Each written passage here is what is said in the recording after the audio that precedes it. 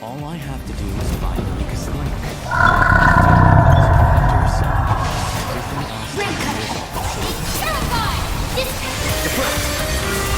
Your process of elimination.